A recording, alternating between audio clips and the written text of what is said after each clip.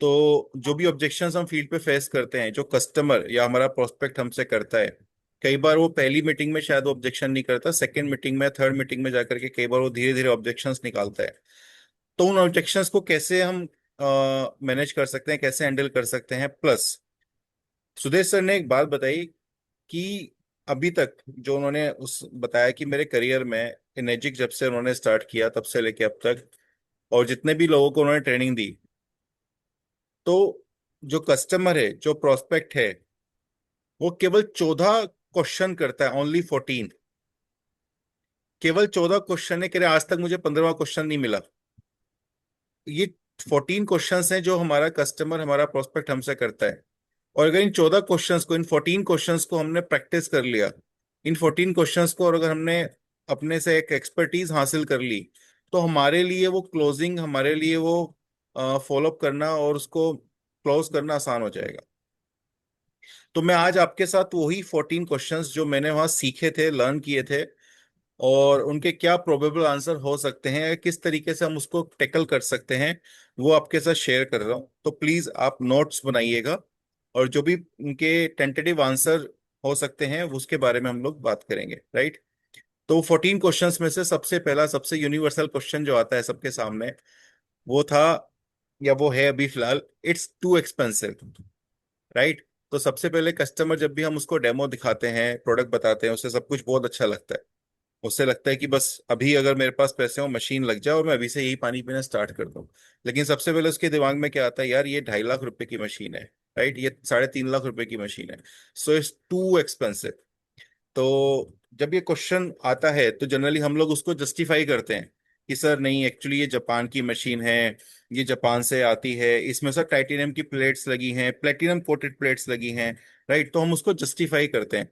तो हमें कभी भी जस्टिफाई नहीं करना, हमें अगेन उससे क्वेश्चन पूछना है, sir why you think it's too expensive, आपको क्यों लगता है ये मशीन महंगी है। क्योंकि महंगी हमें ही लग रही है ना, महंगी कस्टमर को लग रही है। तो let answer him, sir why, आपको क्यों लगता है कि ये मशीन महंगी है।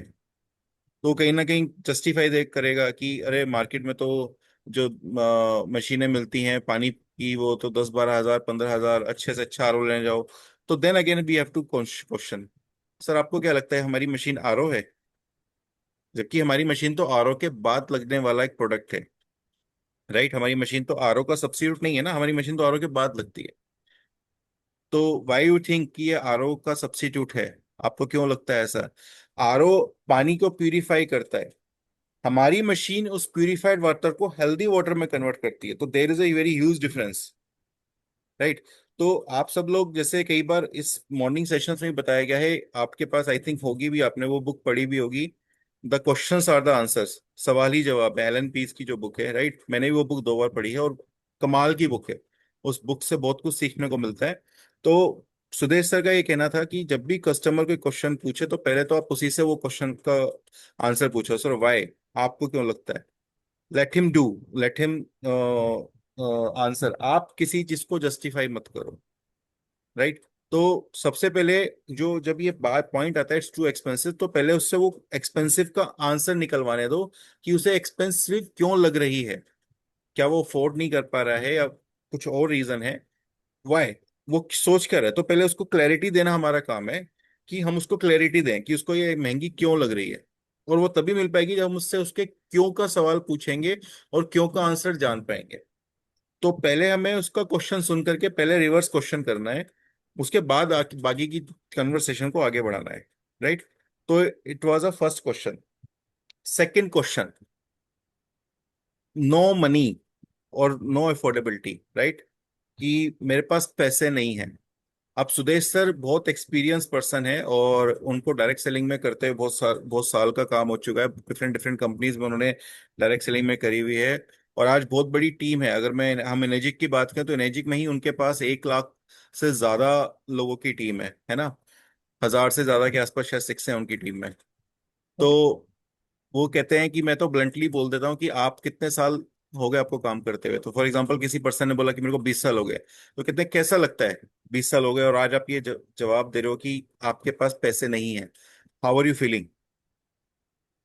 तो पैसे नहीं है, तो इट्स ए क्वेश्चन कि सर पैसे नहीं है, तो क्या आज हम, जो भी पर्सन जिस प्रोस्पेक्ट के पास हम बैठे हैं, जिसके साथ हम बैठे हैं, या उसे हम जानते हैं, हम कितने क्लोज हैं उसके, हम उसकी फाइनेंशियल कंडीशन को या हमारे पर्सनल रिलेशन उसके साथ कितने हैं, तो हमें ये सोच हाँ समझ करके अपने तरीके से उसको आंसर करना है। सर। पैसे नहीं है, इट्स अ प्रॉब्लम, और it's a thing to be proud of, right? कि आज अगर आप पैसे नहीं है तो शायद ये कमी या ये समस्या आपके सामने है, तो शायद ये प्रॉब्लम नहीं है, ये अपॉर्चुनिटी के रूप में आपके सामने आ रहा है। पैसे नहीं है तो हम इसको एज ए अपॉर्चुनिटी कैसे देख सकते हैं कि ये प्रोडक्ट आपकी लाइफ में शायद एक अपॉर्चुनिटी नॉक कर रहा हो। और ये जवाब, ये लाइन जो आज आप कह रहे हो कि मेरे पास पैसे नहीं है, शायद अगर आज आप इस प्रोडक्ट को एक्सेप्ट करते हो तो माइट भी आपको फ्यूचर में ये लाइन दोबारा बोलने की जरूरत ना पड़े कि मेरे पास पैसे नहीं है,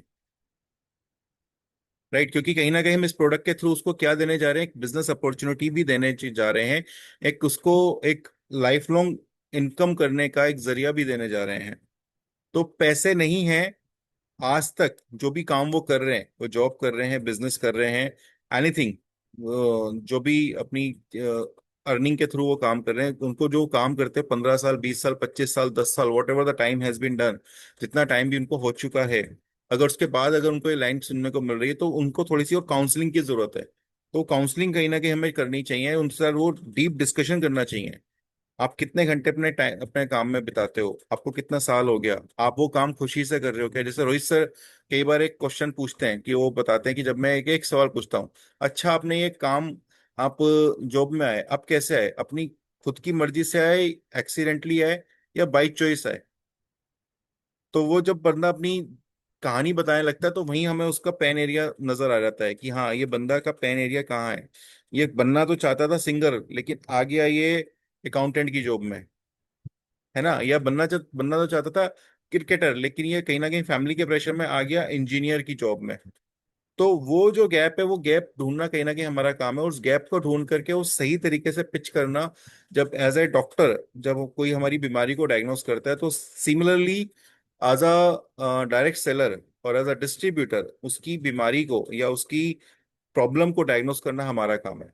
और वो तभी हम डायग्नोस कर पाएंगे जब उसके साथ हम प्रॉपर कम्युनिकेशन पे बैठे होंगे, राइट? तो नो मनी दैट मीन्स कि वो कहीं ना कहीं पैसे को लेकर के शायद प्रॉब्लम में है, या हो सकता है वो वाकई में कोई फाइनेंशियल उससे गुजर रहा हो, लेकिन उसको सोल्यूशन देना हमारा काम है कि हम उसको सोल्यूशन दे सकें। ठीक है। Third question is no time for business. कई बार लोग बोलते हैं ना कि यार मैं अपने रूटीन वाले काम में, मैं अपनी जॉब में बहुत बिजी हूँ, मेरे पास फुर्सत नहीं होती। मैं सुबह 8 बजे निकलता हूँ, 10 बजे ऑफिस पहुंचता हूँ, गुड़गांव जाता हूँ, उसके बाद वहां से ऑफिस से आता हूँ, रात को 11 बज जाते हैं, सांस लेने की फुर्सत नहीं होती। Then again the same question कम।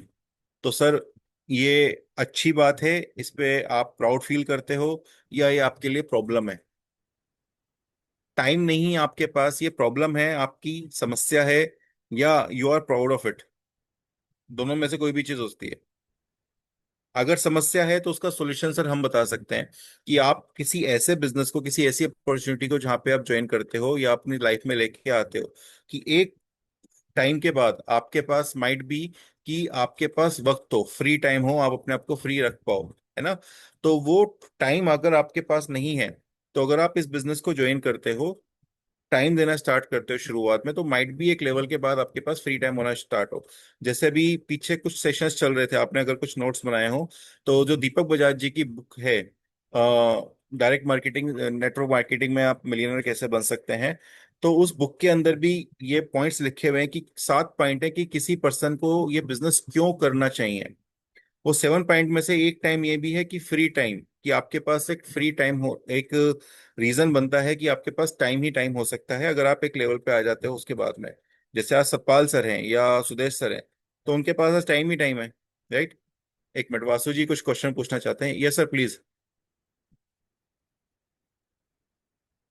आप म्यूट हो गए। Yes please sir. हाँ, मैं ये क्वेश्चन पूछना चाह रहा था, गुड मॉर्निंग, कि कुछ लोग ये कहते हैं यार काम का होना और बिजी होना ये तो सबसे अच्छी बात है। ये मेरे पास आया है, मतलब ये रेस्पॉन्स आया है जब मैंने ये क्वेश्चन किया है। तो कुछ लोग कहते हैं कि यार काम का होना और बिजी होना तो ये तो अच्छी बात है ना, इसका मतलब हाँ, हमारे पास काम है, लोगों के पास तो काम ही नहीं होता करने के लिए। बिल्कुल सही बात है सर, बिजी होना बहुत अच्छी बात है, नो डाउट। लेकिन उस बिजी होने के लिए आप अगर वैसे बिजी हो, फॉर एग्जांपल कि जैसे हम ईएसबीआई दिखाते हैं, राइट? तो ईएसबीआई में एक सेल्फ एम्प्लॉयड बिजी है। फॉर एग्जांपल कोई भी एक सेल्फ एम्प्लॉयड है जो प्रोफेशनल है या किसी भी तरीके से वो बिजी है। लेकिन अगर आज किसी रीजन से, किसी भी एक्सवाइजेड रीजन से, अगर उसको अपना शॉप या अपना मोबाइल ऑफ करना पड़ जाए, अपनी शॉप ऑफ करना पड़ जाए, तो क्या उसके पास मनी फ्लो उसी लेवल से होगा? हमारा सवाल ये होना चाहिए फिर। सर अगर एक महीने के लिए अगर आप छुट्टी पे चले जाते हो, अपनी वाइफ के साथ आप छुट्टी पे घूमने जाते हो, आप वर्ल्ड टूर करने जाते हो, तो क्या आपके पास आपके बिजनेस से उसी लेवल से मनी फ्लो होता हुआ आएगा जिस तरीके से आज है? क्या इस चीज की पॉसिबिलिटी है? 2 महीने के लिए अगर आप जाते हो तो, 3 महीने के लिए अगर आप जाते हो तो, आज अगर सतपाल जी, सुदेश मलिक जी अगर 6 महीने के लिए भी कहीं चले जाएंगे तो क्या उनकी इनकम रुकेगी? नहीं रुकने वाली, राइट?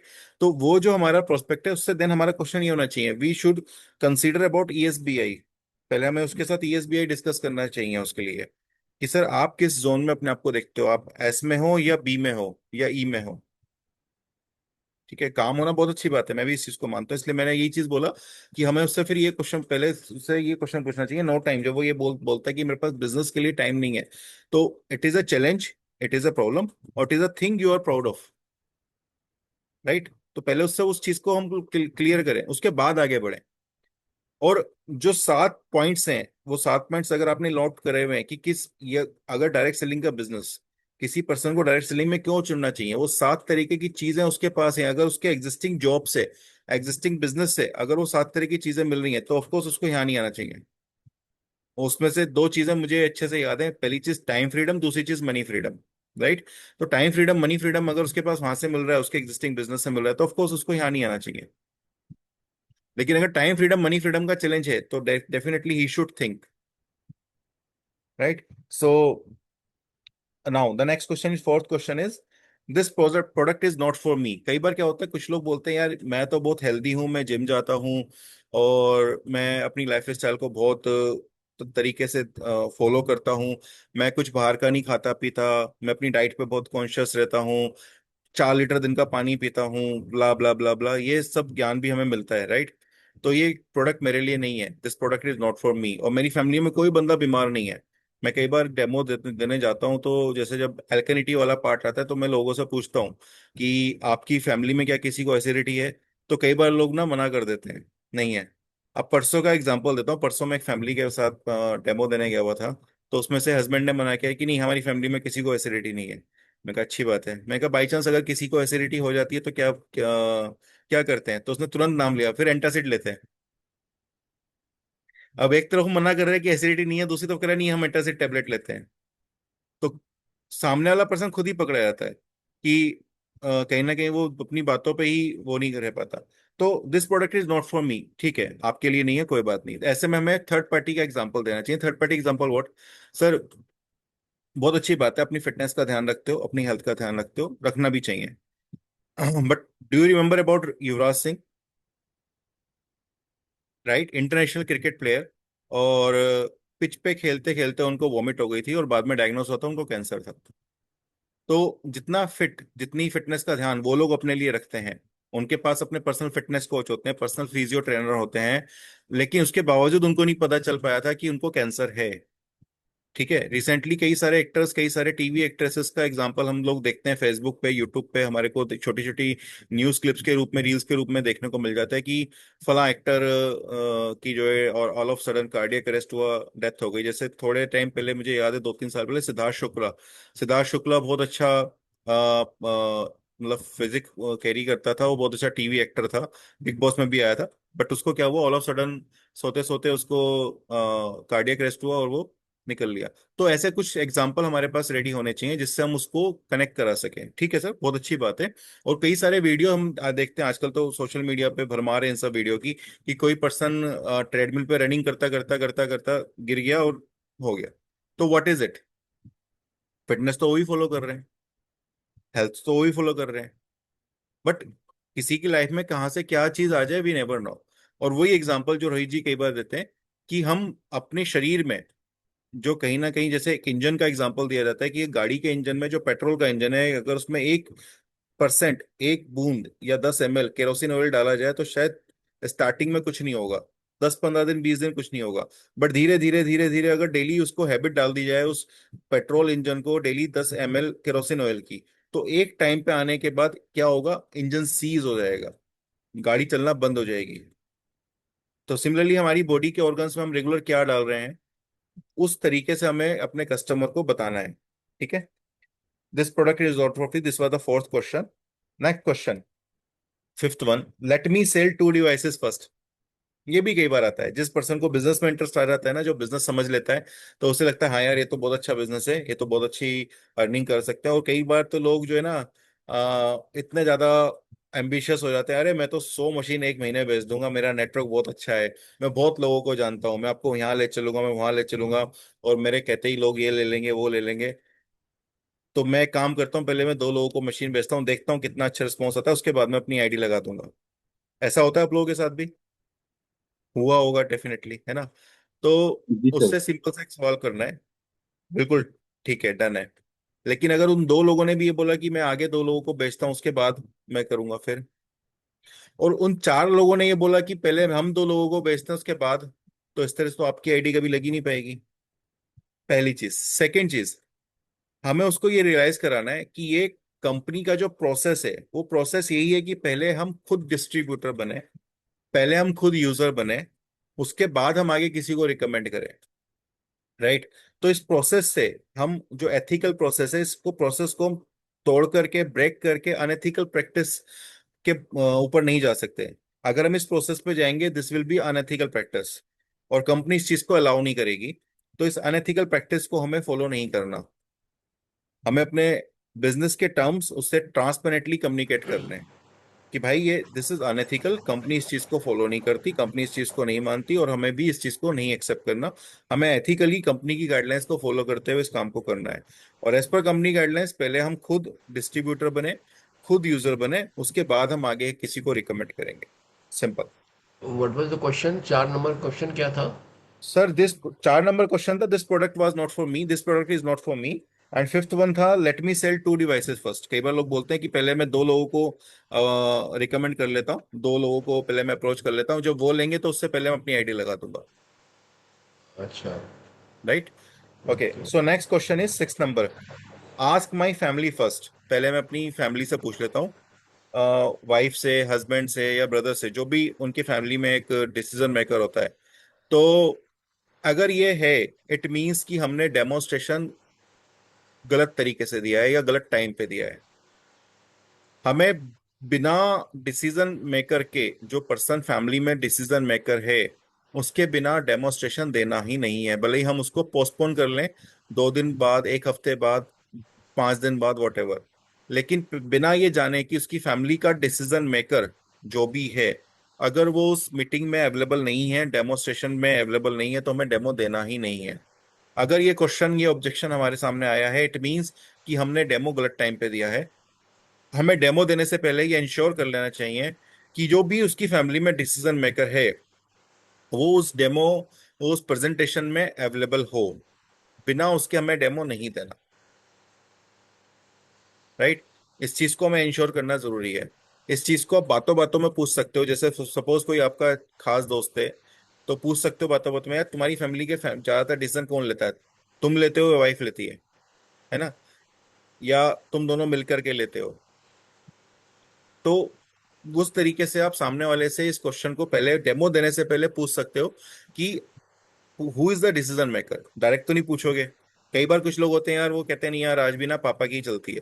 ठीक है, दैट मीन्स कि पापा का वहां होना जरूरी है। तो इंश्योर कि उस मीटिंग में, उस डेमोस्ट्रेशन में बाकी सब लोग भी बैठे हों, स्पेशली जो डेमो देखने के लिए जो पर्सन डिसीजन मेकर हो, क्योंकि जब तक उसको पूरी पिक्चर क्लियर नहीं होगी डिसीजन मेकर को, तब तक वो डिवाइस वहां पे नहीं बिक सकती, तब तक वो बंदा डिसीजन नहीं ले सकता। So next question is 7 number question is, I don't know anybody. कई बार क्या होता है, कुछ लोग ऐसे होते हैं, जैसे हम सैलरीड क्लास में बात करें कि सुबह ऑफिस जाते हैं कान में ईयरबड लगा के म्यूजिक सुनते हुए, और शाम को फिर से वापस आते हैं कान में ईयरबड लगा के म्यूजिक सुनते हुए। वो मेट्रो में जा रहे हैं तो इधर उधर नहीं देख रहे, कैब में जा रहे हैं तो भी इधर उधर नहीं देख रहे, और सीधा अपनी डेस्क पे गए, काम किया, सीधा अपने घर वापस, राइट। तो ऐसे पर्सन हमें क्या ऑब्जेक्शन देते हैं कि मैं तो किसी को जानता ही नहीं, मैं ये बिजनेस कैसे करूंगा। तो उनसे केवल एक क्वेश्चन पूछना है, भाई साहब आप अपने फोन में 4 लोगों को जानते हो, आपके फोन की कॉन्टेक्ट लिस्ट में 4 लोगों को जानते हो, मिनिमम 4 तो जानते ही होंगे ना। तो उन्हीं से ये चीज स्टार्ट हो सकती है, पहले उनको बात करो, उनके साथ मैं आपको डेमोन्स्ट्रेशन दूंगा, और उन लोगों से हम धीरे धीरे चीजें स्टार्ट कर सकते हैं, है ना। एक सिंगल पर्सन से भी चीजें स्टार्ट हो सकती हैं, अगर आप किसी एक पर्सन को भी जानते हो तो भी।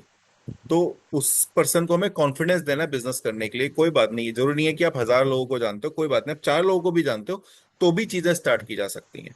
ठीक है। Next question is question number 8। Weird सा क्वेश्चन है कि बहुत मतलब पर्सन बिल्कुल ही हमें रिजेक्ट करने के लिए सामने से ये बोले कि आई एम नॉट इंटरेस्टेड, मैं इंटरेस्टेड नहीं हूँ। ओके। तो उससे सिंपल सा क्वेश्चन पूछना है, आप किस चीज में इंटरेस्टेड नहीं है। आप एक अच्छा हेल्दी पानी पीने में इंटरेस्टेड नहीं है, या आप बिजनेस करने पैसे कमाने में इंटरेस्टेड नहीं है, आप किस चीज में इंटरेस्टेड नहीं है, क्लैरिटी होनी चाहिए। आप क्यों इंटरेस्टेड नहीं है, क्योंकि एक रीजन पता होना चाहिए उस पर्सन का, क्लैरिटी होनी चाहिए। या जस्ट वो हमें नेग्लेक्ट करने के लिए बोल रहा है मैं इंटरेस्टेड नहीं हूँ, नेग्लेक्ट करने के लिए बोले तो भी ठीक है, लेकिन क्लैरिटी होनी चाहिए कि वो अच्छा पानी नहीं पीना चाहता या पैसा नहीं कमाना चाहता। तो अगेन वही मैं रेफरेंस देना चाहूंगा कि सवाल ही जवाब है, हमें किसी भी चीज का आंसर खुद नहीं करना, पहले सामने वाले से क्वेश्चन पूछना है। तो क्यों, why is the very important thing, कि हम उसको जितने भी सवाल पूछ रहे हैं उससे पहले उसके लिए क्यों पूछें, वाई, क्यों आप ये नहीं करना चाहते हैं, क्यों आप इंटरेस्टेड नहीं है इस चीज के लिए। ठीक है। ओके, श्वेता जी कुछ क्वेश्चन पूछना चाहती हैं, यस मैम प्लीज। विनय जी, जैसे हम ये क्वेश्चन पूछते हैं कि आप इंटरेस्टेड नहीं हैं, क्यों नहीं हैं, मैम तो आपकी सामने आवाज वाले, नहीं आ रही। सॉरी, अभी आ रही है? अभी आ रही है, हाँ जी। अभी आ रही है कुछ? हाँ जी, हाँ जी, अभी आ रही है मैडम, पूछिए। अभी आ रही है विनय जी? मैडम बिल्कुल आ रही है, सवाल पूछिए अपना। आ रही है, आ रही है। हाँ जी, तो विनय जी, सीधा सीधा लोग बोल देते हैं हम नेटवर्किंग में नहीं जाना चाहते। हाँ प्रोडक्ट तो अच्छा है, प्लान अच्छा है, लेकिन नेटवर्किंग नहीं करनी। उस पॉइंट पे भी आता हूँ मैडम, अ, आता हूँ अभी उस क्वेश्चन पे। तो आई एम नॉट इंटरेस्टेड, उसके लिए कहीं ना कहीं सबसे पहले हमें पूछना क्यों, किस चीज के लिए इंटरेस्टेड नहीं है वो। अच्छा पानी पीने के लिए इंटरेस्टेड नहीं है, पैसे कमाने के लिए इंटरेस्टेड नहीं है। ठीक है। तो this will bring a clarity, वो एक क्लैरिटी कहीं ना कहीं वो आपको और उसके आपके प्रोस्पेक्ट के कम्युनिकेशन में क्लैरिटी लेकर के आएगा। Now the next biggest question is, जिससे हम सभी जो है वो कई बार जो है वो त्रस्त हो जाते हैं, डिस्काउंटिंग, राइट। तो सामने वाला पर्सन बोलता है डिस्काउंट। तो ये मैं बाय डिफॉल्ट बहुत पहले से जब से मतलब मनीष जी से चीजें सीखी लर्न की हैं, तो तब से ये चीज फॉलो करता हूँ। सुदेश सर ने भी ऑलमोस्ट सिमिलर सेम सेम ही चीज सिखाई थी। तो सर डिस्काउंट आपको वन टाइम चाहिए या लाइफ टाइम चाहिए, सिंपल। लाइफ टाइम डिस्काउंट चाहिए, बार बार डिस्काउंट चाहिए, तो आप मेरे साथ मिलकर काम कर सकते हो, मैं और आप मिलकर के एक अच्छा बड़ा बिजनेस क्रिएट कर सकते हैं, और उसको बिजनेस की तरफ हमें मोल्ड करना है, राइट।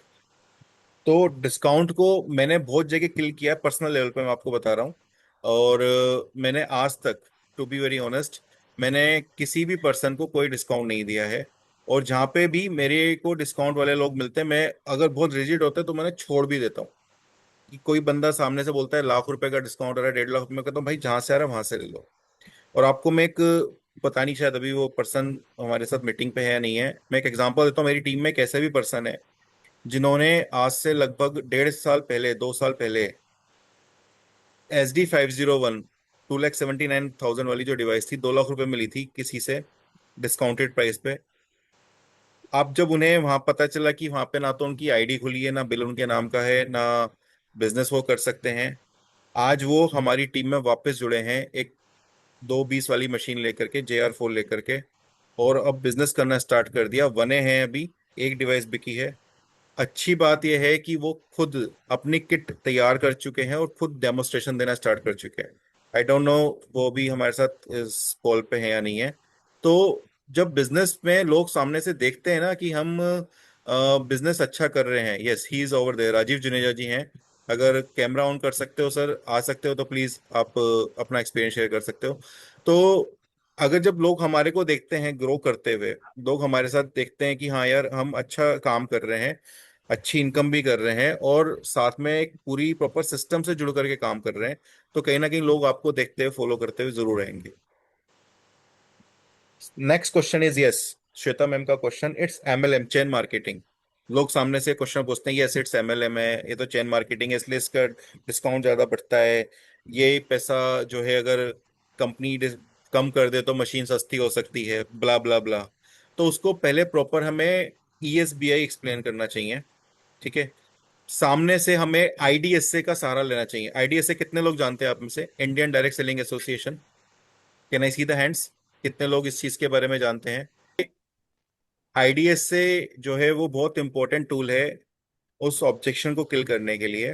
प्लस मैं एक और चीज आपको याद दिलाना चाहूंगा, शायद आपके पास वो वीडियो हो छोटी सी। एक सोनू शर्मा जी की वीडियो थी जो रोहित सर ने ही भेजी थी ग्रुप के अंदर, एक पॉडकास्ट के अंदर वो कम्युनिकेशन कर रहे हैं। और उस पॉडकास्ट में वो बता रहे हैं कि वाई एमएलएम, जैसे भी श्वेता मैम ने क्वेश्चन पूछा था तो उन्हीं के क्वेश्चन का मैं आंसर दे रहा हूँ, तो बाकी सारे लोगों को भी वो क्लैरिटी मिल जाएगी कि लोग कई बार एमएलएम को एक नीची नजर से देखते हैं, एक डाउन ग्रेड बिजनेस की तरफ से देखते हैं। तो उस वीडियो में उन्होंने एक्सप्लेन किया हुआ है कि इंडस्ट्री और पर्सन और कंपनी दोनों में फर्क होता है। राइट। जैसे फॉर एग्जांपल रियल एस्टेट बहुत सारे लोग करते हैं, तो क्या रियल एस्टेट सारी कंपनी डूब चुकी है, या सारी कंपनी में मतलब सारी कंपनी खराब निकली है? नहीं, नहीं कोई सर। एक पर्टिकुलर कंपनी खराब हो सकती है, कोई पर्टिकुलर ग्रुप खराब हो सकता है, क्या या कोई पर्टिकुलर एक एजेंट खराब हो सकता है। लेकिन क्या रियल एस्टेट इंडस्ट्री खराब है? नहीं। क्या इंश्योरेंस इंडस्ट्री खराब है? हो सकता है कुछ नहीं एडवाइजर्स गलत तरीके से काम कर सकते हो, कुछ मिस सेलिंग करते हो, या कुछ डिस्काउंट मार्केट में ज्यादा देते हो, लेकिन क्या इंश्योरेंस इंडस्ट्री खराब है उसकी वजह से? नहीं। क्या दुनिया में सारे डॉक्टर्स अच्छे हैं, ईमानदारी से सारे काम करते हैं? क्या सारे 100% नहीं। एडवोकेट्स अच्छे हैं? तो कोई भी इंडस्ट्री जो है वो इंडस्ट्री खराब नहीं होती है। कोई पर्टिकुलर कंपनी या कोई पर्टिकुलर पर्सन खराब हो सकता है जिससे आपका एक्सपीरियंस खराब रहा हो, उसकी वजह से आपने एक धारणा बना ली कि ये इंडस्ट्री खराब है। राइट। तो वो कॉन्फिडेंस उसे देना है और आईडीएसए के बारे में उसके साथ कम्युनिकेट करना है कि आईडीएसए जब से आया है 2017 से, तब से डायरेक्ट सेलिंग कितनी और ज्यादा ट्रांसपेरेंट इंडस्ट्री हो गई है। तो आपका पैसा कहीं पे भी डूबने वाला नहीं है, या आपको ऐसा कोई टिचिंग या एक चीटेड महसूस नहीं होगा कभी भी इस चीज को लेकर। ये तुषिता मैं आपको कुछ क्वेश्चन पूछना चाह रहे थे। आईटीएसए का फुल फॉर्म पूछ से। Indian direct selling association. ठीक है, thank you. Okay. So IDSA मैं थोड़ा सा एक्सप्लेन भी कर देता हूँ। IDSA Indian direct selling association 2017 में रिफॉर्म हुआ था। अरुण जेटली जी जब फाइनेंस मिनिस्टर थे तो उन्होंने लोकसभा में बिल ला करके इस चीज को फॉर्म किया था। और आज की डेट में एज पर आईडीएसए गाइडलाइंस की जो भी कंपनी इंडिया के अंदर direct selling, chain marketing, network marketing इस कंपनी का इस तरीके का बिजनेस करना चाहती है तो उसे आईडीएसए में रजिस्टर्ड होना चाहिए, आईडीएसए की गाइडलाइंस को फुलफिल होना चाहिए। तो आज की डेट में एज ऑन डेट अगर मैं बात करूं तो इंडिया के अंदर तकरीबन तकरीबन 19 से 20 हजार कंपनी है जो chain marketing, network marketing, MLM, direct selling, जो मर्जी आप कह दीजिए, वर्ड यूज कर दीजिए, उसके अंदर काम करती हैं। बट आईडीएसए के अंदर केवल गिनती की 22 कंपनी रजिस्टर्ड है, and energic India one of them. Right. तो ये कम्युनिकेशन, ये नॉलेज आपको अपने प्रोस्पेक्ट को, अपने उसको कस्टमर को शेयर करनी चाहिए। विनय ओके। जी तो सो 10 क्वेश्चन अभी तक हो चुके हैं, लास्ट के 4 क्वेश्चन बचे हैं। विनय विनय जी, ये यस सर। आईडीएसए गवर्नमेंट की बनाई अथॉरिटी है? इट हाँ इज सर, लाइक, गवर्नमेंट ने बनाई हुई है, लेकिन रन गवर्नमेंट के थ्रू थ्रू नहीं होती है। गवर्नमेंट के थ्रू एक लुकआउट होती है बस। इज इट आप लाइक, गूगल पे जाकर के आईडीएसए की वेबसाइट पे जाके पढ़ के इसके बारे में सब कुछ नॉलेज ले सकते हैं। Isn't it like Amit sir IRDA? कितनी बताई कंपनी? सॉरी। अमित सर कितनी बताई आपने, भारत में कितनी करनी है अभी direct selling MLM? Sir Bharat में तकरीबन तकरीबन आप गूगल पे भी करोगे ना सर्च, तो 19 से 20 हजार कंपनी है जो इंडिया इंडिया के अंदर काम करती हैं। जैसे बहुत सारी आपको कॉइन्स वाली कंपनी मिल जाएंगी, बहुत सारी आपको जी जी। डिफरेंट डिफरेंट कंपनीज मिल जाएंगी जो एमएलएम के अंदर रजिस्टर्ड है, बट एमएलएम का बिजनेस करती है लेकिन आईडीएसए में रजिस्टर्ड नहीं है। जितनी भी आपको ये जो कॉइन्स वाली कंपनी होती है ना, फॉरेक्स वाली कंपनी है, कोई भी कंपनी हाँ, बिट आईडीएसए में बिट बिट। रजिस्टर्ड, ठीक है। Fine. तो उसके ऊपर आप उसको कोई पहले, कंट्रोल नहीं है अपना सर, सर किसी का कोई कंट्रोल नहीं इंडिया है ना का? इस चीज को। नहीं नहीं, कोई कंट्रोल अच्छा, नहीं है सर इस चीज को, राइट। अब किसी ने भी सर राइट कंपनी सर। बना ली, प्राइवेट लिमिटेड कंपनी बना करके काम करना स्टार्ट कर दिया, उस पर क्या कंट्रोल है?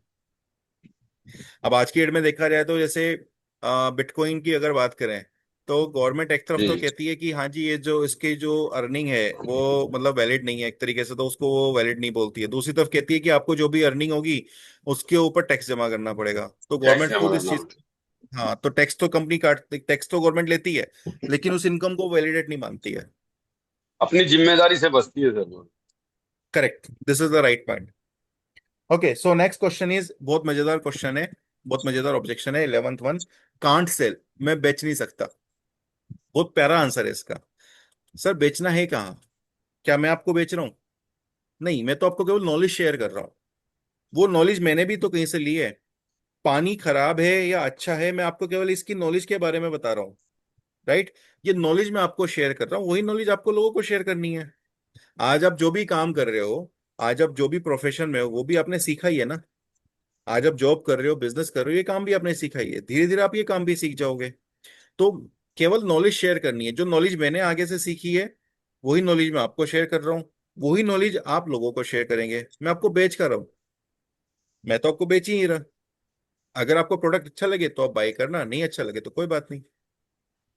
मैं केवल आपको नॉलेज शेयर करने आया हूँ, एंड इट शुड जेन्युइनली, मैं सही बता रहा हूँ ट्रांसपेरेंटली। मैं जब भी लोगों के पास जाता हूँ तो मैं यही बोलता हूँ कि मैं आपको कुछ इन्फॉर्मेशन शेयर करने आया हूँ।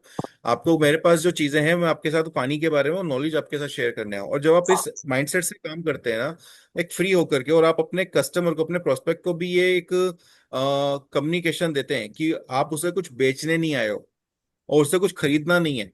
खरीदेगा तो वो खुद अगर अपना डिसीजन बनाएगा, अपने खुद के माइंडसेट को उससे कनेक्ट करेगा कि उसे ये प्रोडक्ट क्यों चाहिए, तो खुद डिसीजन लेगा। लेकिन आप उसको ये ना तो फोर्स कर रहे हो, ना उसके ये कम्युनिकेट कर रहे हो कि आप उसे कुछ बेचने आए हो और उसे कुछ खरीदना है, तो यकीन मानिए आपका रिलेशन बहुत अच्छा बनता है। Next question is, ask my doctor. बहुत अच्छा क्वेश्चन है, और जनरली हम सब लोग इसको फेस करते हैं, आस्क माई डॉक्टर। तो बिल्कुल सर, बिल्कुल पूछिए अपने डॉक्टर से, लेकिन आप क्या पूछेंगे और डॉक्टर क्या बताएगा, राइट। सर डॉक्टर का स्कोप क्या है, मतलब डॉक्टर आप किससे पूछेंगे, एलोपैथी, ठीक है।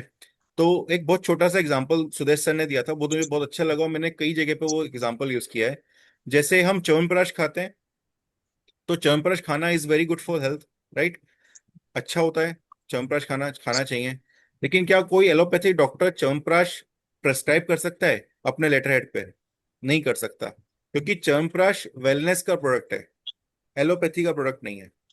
तो कोई भी डॉक्टर वेलनेस के बारे में बोल सकता है, बता सकता है, लेकिन प्रेस्क्राइब नहीं कर सकता।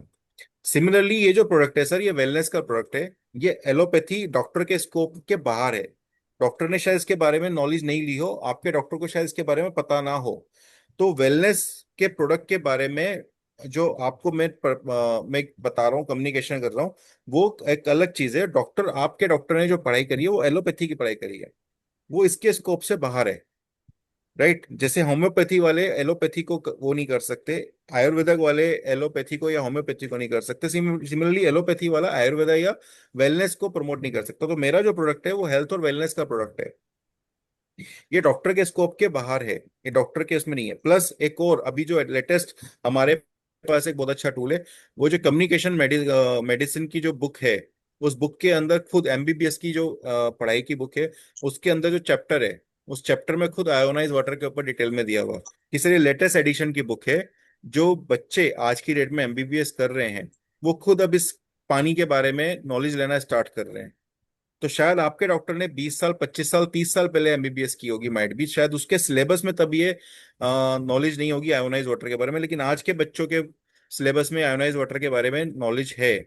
उनके चैप्टर में, उनके कोर्स में, उनके सिलेबस में ये आयोनाइज वाटर का चैप्टर दिया हुआ है, तो आप उसको वो पीडीएफ दिखा सकते हो कम्युनिकेशन मेडिसिन वाली बुक की, राइट।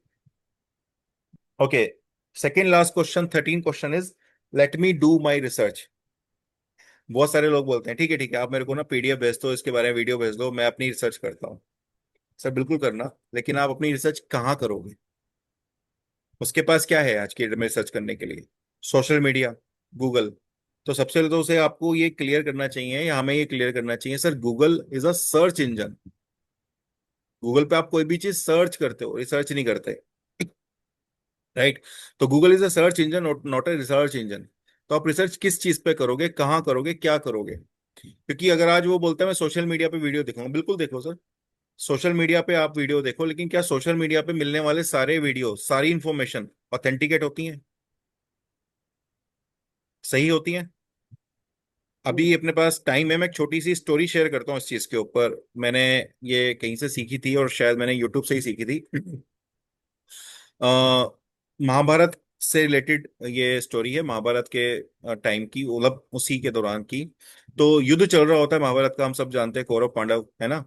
और कौरव भी मर रहे होते हैं, बहुत सारे पांडव की सेना के भी लोग मर रहे होते हैं।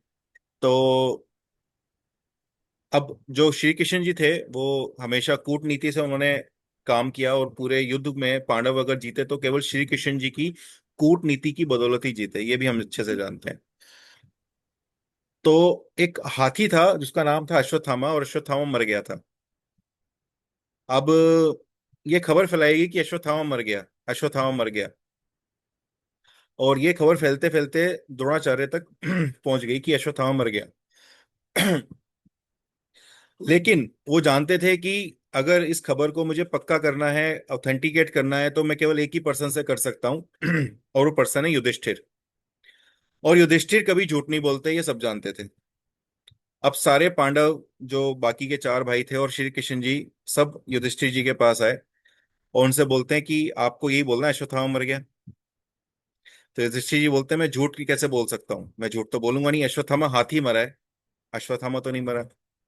तो कहते नहीं, आपको लेकिन बोलना तो यही है अश्वत्थामा मर गया। तो कहते हैं मैं बोलूंगा तो पूरा बोलूंगा कि अश्वत्थामा मर गया और हाथी मरा है, मैं झूठ नहीं बोलूंगा। तो द्रोणाचार्य जी युधिष्ठिर जी के पास आते हैं, उनका रथ जब आता है तो वो पूछते हैं, और क्योंकि पहले ज्यादातर जो लैंग्वेज थी वो संस्कृत या ऐसी लैंग्वेज देवनागरी ज्यादा चलती थी। तो युधिष्ठिर एक लाइन बोलते हैं, अश्वत्थामा ना हयन्ते नरो व कुजरो। मतलब अश्वत्थामा नहीं रहे, नर थे या हाथी थे ये नहीं पता। अब जैसे ही वो ये बोलते हैं अश्वत्थामा ना हयन्ते, तो श्री कृष्ण जी अपना शंख बजा देते हैं, और शंख की आवाज इतनी तेज होती है कि उसके आगे की लाइन द्रोणाचार्य जी सुन नहीं पाते। नरो व कुजरो ये लाइन द्रोणाचार्य जी सुन नहीं पाते, और वो अपने शस्त्र त्याग देते हैं। और शस्त्र त्याग देते हैं, उसके बाद की कहानी क्या है ये आप भी जानते हैं, राइट? तो कोई चीज प्रॉपर तरीके से ना सुन पाना, किसी चीज का ऑथेंटिकेशन भी सही तरीके से ना हो पाना। अब ये तो सोचो कि उस जमाने की हम बात कर रहे हैं जहां पे सोशल मीडिया कभी था ही नहीं, कभी कोई इमेजिन भी नहीं कर सकता था, आमने सामने एक पर्सन बात कर रहा है, लेकिन एक छोटे से मिसकम्युनिकेशन से, एक छोटे से साउंड की वजह से वो एक लाइन नहीं सुन पाए, जिसकी वजह से पूरा महाभारत का प्रसंग चेंज हो गया, है ना? तो सोचिए कि अगर हम कोई भी इंफॉर्मेशन, कोई भी जानकारी, अगर हम सोशल मीडिया से, यूट्यूब से, इंस्टा से, इन सब चीजों से ले रहे हैं, वो कितनी ऑथेंटिकेट है, हम कैसे इस पर ट्रस्ट कर सकते हैं, राइट? तो ये एक छोटी सी स्टोरी थी, मुझे बहुत अच्छी लगी थी, तो इसलिए मैंने आपके साथ शेयर करी। तो let me do my own research. तो सामने वाले पर्सन को हमें कहीं ना कहीं क्वेश्चन करना है कि सर यूट्यूब पे, फेसबुक पे मिलने वाला या सोशल मीडिया पे मिलने वाला सारा ज्ञान क्या आप बिलीव करते हो सच है ना? क्योंकि बहुत सारी ऐसी वीडियोस भी होती हैं जो हमें ये नहीं पता होता कि उसका जो ओनर है या जो यूट्यूब इन्फ्लुएंसर है, वो खुद उसकी चीज के बारे में, उस कंटेंट के बारे में कितनी नॉलेज रखता है, या वो किसी दूसरे के कंटेंट से कंटेंट लेकर के अपना कंटेंट बना रहा है। ठीक है, मैं क्योंकि फाइनेंशियल इंडस्ट्री से बिलोंग करता हूँ, बहुत सारे लोग हैं हमारी हमारे साथ भी, और यहाँ पे भी, जैसे अमित खुद है, अमित खुद इंश्योरेंस भी करते हैं, तो दे कैन अंडरस्टैंड कि यूट्यूब पे बहुत सारे ऐसे चैनल हैं जो म्यूचुअल फंड और स्टॉक मार्केट के ऐसे चैनल थे जो सेबी ने बंद किए, जो मिस लीड कर रहे थे या मिस गाइड कर रहे थे। क्योंकि कुछ भी इंफॉर्मेशन, फॉल्स इंफॉर्मेशन फैलाना, अगर कोई भी किसी स्टॉक के बारे में, किसी फंड के बारे में अगर इंफॉर्मेशन दे रहा है और मिस इंफॉर्मेशन दे रहा है, तो सेबी ने उस पर स्ट्रिक्ट एक्शन लिया, उसको उन चैनल्स को बंद कर दिया। तो ये इंफॉर्मेशन, ये कुछ कंटेंट हमें अपने कस्टमर को बताना भी चाहिए। Okay, so last question is other ionizers. तो सामने वाला पर्सन पहले अदर आयोनाइजर्स के बारे में बात करे उससे पहले, जब मैं अपनी बता रहा हूँ, जब मैं डेमो देता हूँ तो मैं लास्ट में उसे खुद बोल देता हूँ कि सर इंडिया में आजकल, क्योंकि इस डिवाइस को वाटर आयोनाइजर कहते हैं, तो आपको ये नॉलेज होनी चाहिए कि इंडिया के अंदर 20,000 रुपए से वाटर आयोनाइजर स्टार्ट हो जाते हैं। और बहुत सारी कंपनीज हैं जो चाइनीज है, कोरियन है, ताइवान से पार्ट इंपोर्ट करके यहाँ इंडिया में असेंबल करके बेचती है। तो जब आप गूगल करेंगे तो आपको ऐसे भी कई सारी कंपनीज मिलेंगी, लेकिन उनकी ऑथेंटिसिटी क्या है, उनकी वैल्यू मतलब उनकी लाइफ क्या है, या उनके पानी की प्रॉपर्टीज क्या हैं, उसके रिलेटेड आपके पास 2 या 3 वीडियो होनी चाहिए। जो अदर आयोनाइजर्स की वीडियो, अदर कंपैरिजन की वीडियो, हमारे पास टीम संकल्प वाले ग्रुप में बहुत सारी वीडियो है, रोहित सर ने शेयर भी करी हुई है। एक वीडियो 4 साढ़े 4 मिनट की वीडियो जिसपे एक 2-3 आयोनाइजर्स खोल के दिखाए हुए हैं। तो आप उस वीडियो को लोगों को दिखा सकते हो, सर ये देखो अदर आयोनाइजर्स। तो ये अदर आयोनाइजर्स और ये हमारा कैंगन पानी कैंगन डिवाइस है।